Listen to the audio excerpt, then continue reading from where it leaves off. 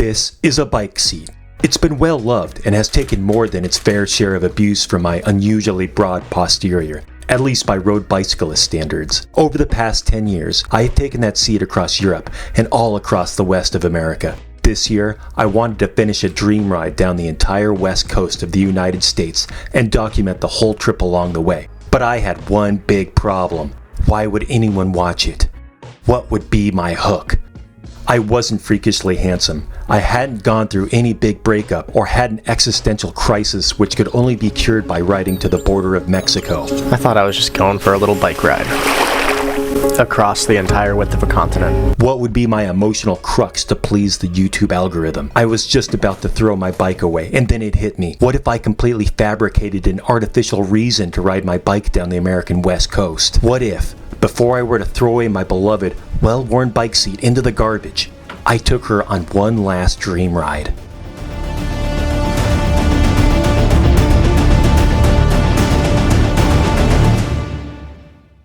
My bike seat and I had previously toured from Canada's Sunshine Coast to the rocky beaches of Newport, Oregon, so we decided to pick up where we left off, in Eugene. After a brief 5.5-hour train ride, we started our last journey together.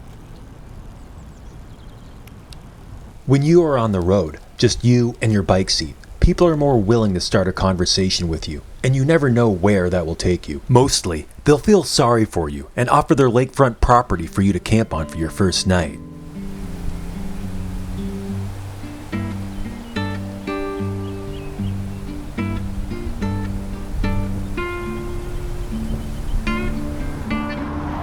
We had soon crossed the Oregon mainland and made it to Highway 101, our home for the next 358 miles.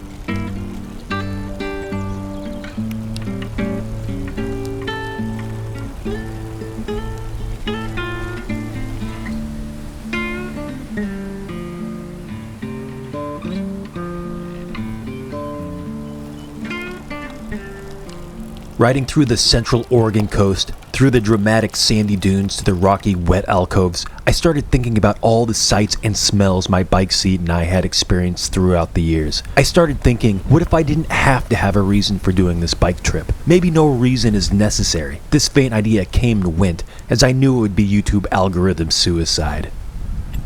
Alright, come on. We camped at Oregon State Parks. They are only $5. They have lockers with USB outlets where you can recharge your vape pen. They have a rack of bike tools that you can freely use to disassemble and salvage the copper from that alternator you found on the side of the road. They have free hot showers. They are well taken care of, have plenty of room, and are mostly vacant during peak season.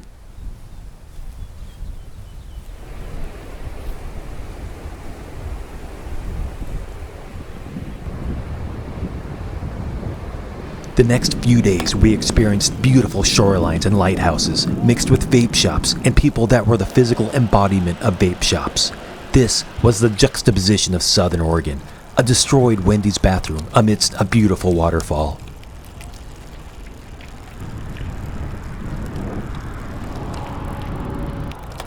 Within a few days, we had reached the end of Oregon. The continuous barrage of logging trucks had been exchanged with recreational vehicles driven by people with far less experience, no commercial driver's license, and a disdain for staying within the boundaries of a thin white line. Our last night in Oregon was spent at a homeless encampment in the city of Brookings. It's also known as the Harris Beach State Park Hiker-Biker Lot.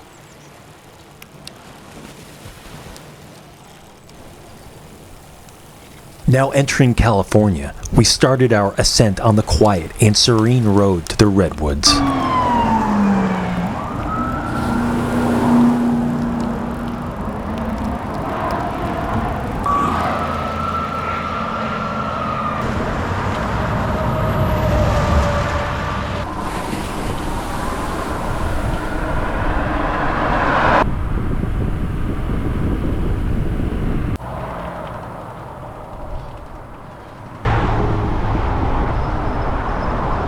I had been through the redwoods before, but this was our first time by bike. It was very impressive, and the slower pace really allowed us to take in the sights and fresh air. This also led to the first cardinal sin of YouTube, not documenting every tree and mushroom I came across. I knew I had to be better. I would be better.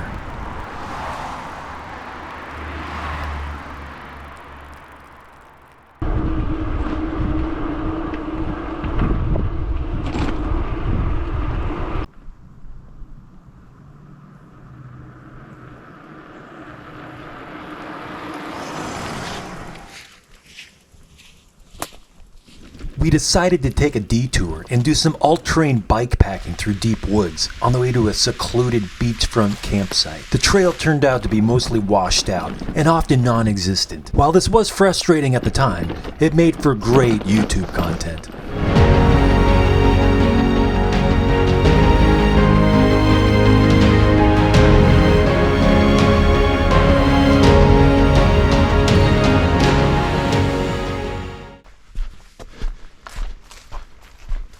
We had been on tour for nearly a week now. The hardships of the road and all of the miles ahead of us seemed daunting. As I fell into self-pity, I remembered a 19-year-old biker we had crossed paths with several times already. He was riding from Portland, Oregon to San Francisco. He was from the Czech Republic and was dressed in matching white with metallic striped pants with long-sleeve shirt, something that wouldn't look too odd aboard the medical wing of the Starship Enterprise. I couldn't fully discern what he was talking about, but I could fill in the portions that mattered. It seems he had bought the cheapest Walmart bike he could buy. He stuffed all of his possessions into a JanSport backpack, and the rest was in a plastic grocery bag slung over his handlebars. This young man's gumption became real inspiration for us as a perfect example of, if there is a will, there is a way.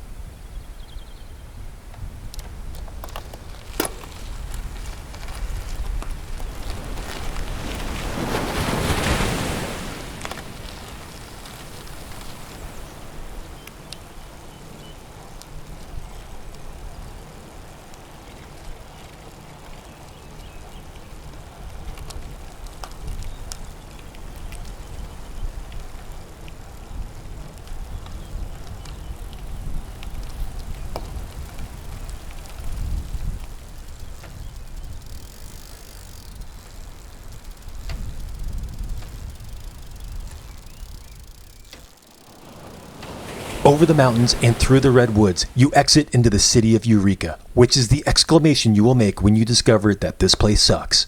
It has a bike trail overtaken by zombies, another blown out Wendy's bathroom, and no camping spots, which is why you will have to make your own along the sandy peninsula it hides behind.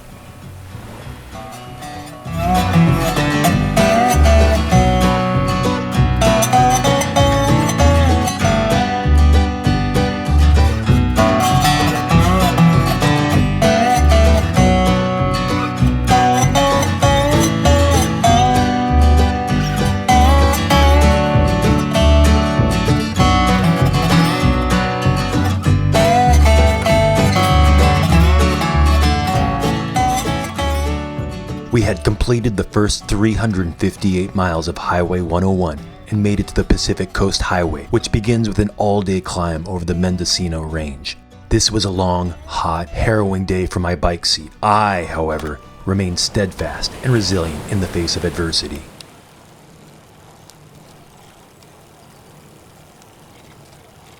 Mendocino County is a series of swooping hills along a rugged coast, interspersed with sandy beaches, prairie land, and quiet small towns. It might be the most beautiful stretch of coast in the United States, which is reflected in the $8 drip coffee you'll find along the way.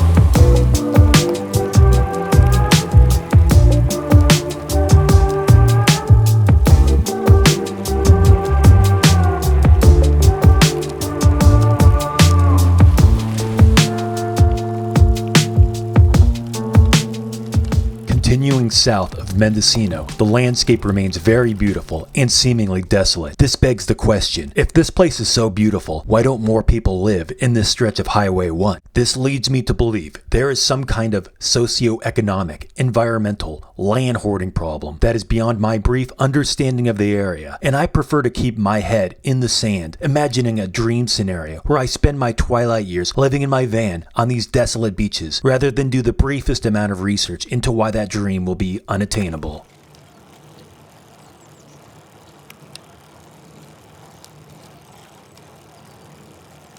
We had reached Golden Gate Bridge after 11 days of riding. I asked an elderly couple if they would take my picture to commemorate this milestone. They responded by telling me to go f myself. I must have looked more disheveled than I previously thought. The warm welcome was only extended further when I came across a critical mass style group. After inquiring about the bike ride, I was told it was a bike ride. Hey, what is this? This bike ride. Hey, like I said, Bike ride. Where are you going? who's in charge? Bike ride. We had no intention on staying in San Francisco, as that would have been expensive, and my means of conveyance is one of cheapness and frugality.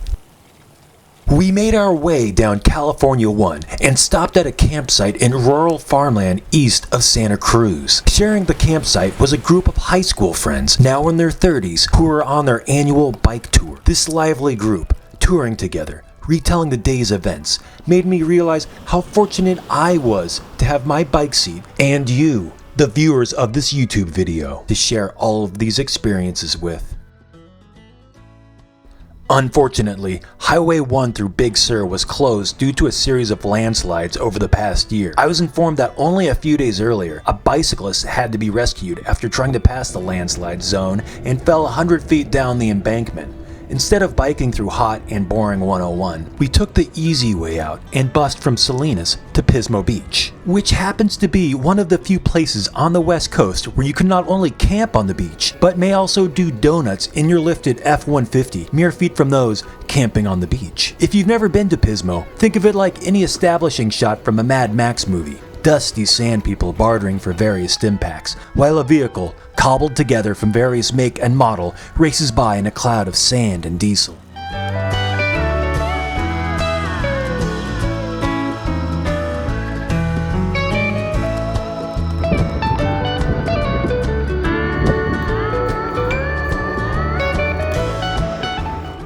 The cool breeze of late summer on the Pacific Coast Highway pleasantly invited me to Southern California, as did the blocking of what little was left of the 101 sidewalk so that any passing by pedestrian wouldn't be able to take video of the film being shot below.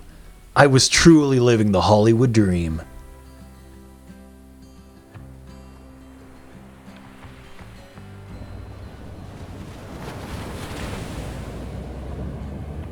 My trip was coming to an end. We were not ready to trade in clean clothes and daily showers for our life of eating 4,000 calories a day and drinking beer to a different sunset every night.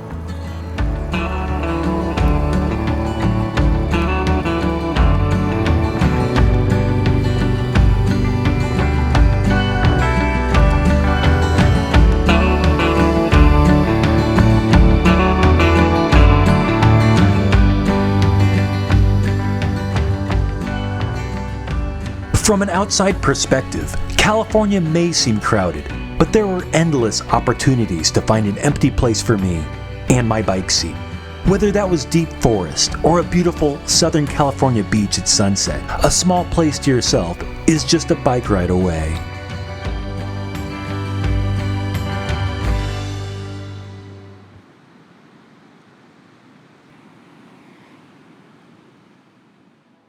Over the past 3 weeks, we had seen so much, ridden so much, and drank so much, but all good things must come to an end, and it was now time to finish the mission by throwing my bike seat away and never looking back. I thought to myself, maybe I don't need to go through with this. After all, it was just some fabricated hook to keep people engaged for the YouTube algorithm.